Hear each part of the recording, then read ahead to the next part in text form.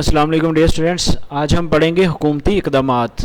حکومت پاکستان جنگلات کے رقبے میں اضافے کے لیے بڑی کوشاں ہے۔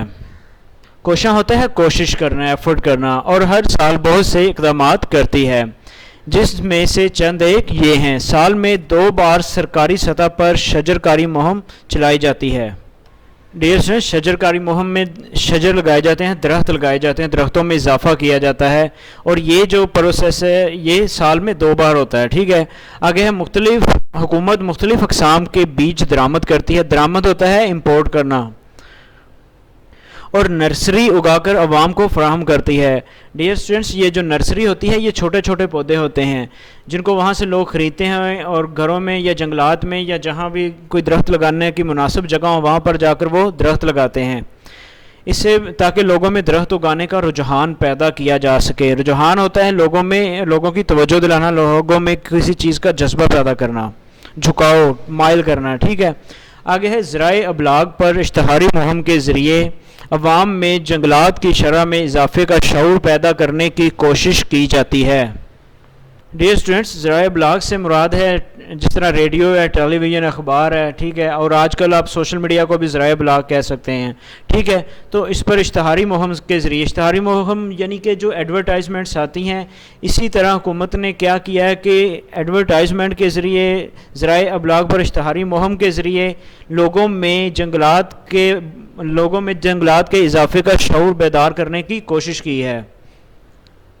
حکومت کے ان اقدامات سے جنگلات کے زیر کاشت رقبے میں بہتری کی توقع کی جا سکتی ہے، لیکن شجر کاری مہم زیادہ مؤثر بنانے کے لیے اس کا دائرہ کار اسکولوں اور کالجوں کی سطح تک بڑھانا چاہیے۔ نیز درختوں کی چوری روکنے کے لیے سخت قانون سازی بھی کافی مددگار ہو سکتی ہے۔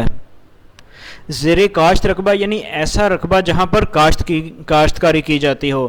تو حکومت کے جو یہ سٹیپس ہیں، یہ جو اقدامات ہیں، ان کے ذریعے ہم یہ توقع کر سکتے ہیں کہ جو زیر کاشت رقبہ ہے وہ بڑھے گا، اس میں زیادتی ہوگی۔ ٹھیک ہے، اور مؤثر ہوتا ہے پر اثر بنانے کے لیے، زیادہ اٹریکٹیو بنانے کے لیے حکومت کو چاہیے کہ وہ جو شجر کاری کی مہم ہے اس کو اسکولوں، کالجوں اور یونیورسٹیوں تک بھی پھیلا دے، اور درختوں کی چوری کو روکنے کے لیے بھی سخت اقدامات ہونے چاہیے۔ زمین کا صحرا میں تبدیل ہو جانا۔ اللہ تعالیٰ نے پاکستان کو زرخیز زمین کی دولت سے نوازا ہے۔ نوازنا ہوتا ہے عطا کرنا، دینا، لیکن یہ سونا اگلنے والی زمین سے مراد ہے بہت زرخیز زمین صحرا میں تبدیل ہو رہی ہے۔ اس کی چند اہم وجوہات درج ذیل ہیں۔ زمین کے کسی ایک ٹکڑے پر بار بار فصلوں کو اگانے سے اس کی زرخیزی کم ہو جاتی ہے۔ اگر ہم کسی بھی زمین پر، کسی بھی ایکڑ پر بار بار سیم ایک جیسی فصل لگائیں گے تو اس سے بھی کیا ہوتا ہے، زمین کی جو زرخیزی ہے وہ کم ہو جاتی ہے، جس سے بنجر ہو کر صحرا میں تبدیل ہو جاتی ہے، اور اس کے بعد زمین بنجر ہوتی ہے، اور بنجر ہونے کے بعد وہ صحرا میں تبدیل ہو جاتی ہے، پھر وہ کاشتکاری کے قابل نہیں رہتی۔ کھیتوں میں مویشیوں کے چرنے سے نباتات جڑوں سے اکھڑ جاتے ہیں، جس سے زمین صحرا میں تبدیل ہو جاتی ہے۔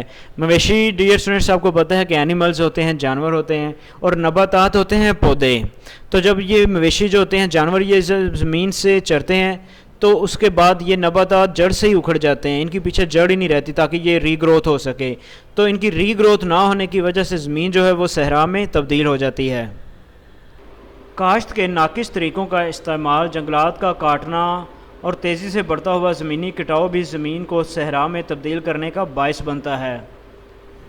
کاشتکاری کا ناقص یعنی کمزور طریقوں کا یا غیر مناسب طریقوں کا استعمال، اور اس کے علاوہ جنگلات کا جو کٹاؤ ہے، جنگلات کو کاٹنا اور تیزی سے بڑھتا ہوا جو زمینی کٹاؤ ہے نا، اس کی وجہ سے بھی جو ارتھ ہے، زمین ہے، وہ صحرا میں تبدیل ہو رہی ہے۔ سیمو تھور اور تیزی سے بڑھتی ہوئی انسانی آبادی بھی قدرتی زمین کو صحرا میں تبدیل کرنے کا باعث ہیں۔ سیمو تھور اور تیزی سے بڑھتی ہوئی جو آبادی ہے، اس کی وجہ سے بھی کیا ہو رہا ہے کہ زمین جو ہے وہ صحرا میں کنورٹ ہو رہی ہے۔ جنگلات کو کاٹ کر عمارتیں، کارخانے اور سڑکیں بنانے سے قدرتی زمین ختم ہو جاتی ہے۔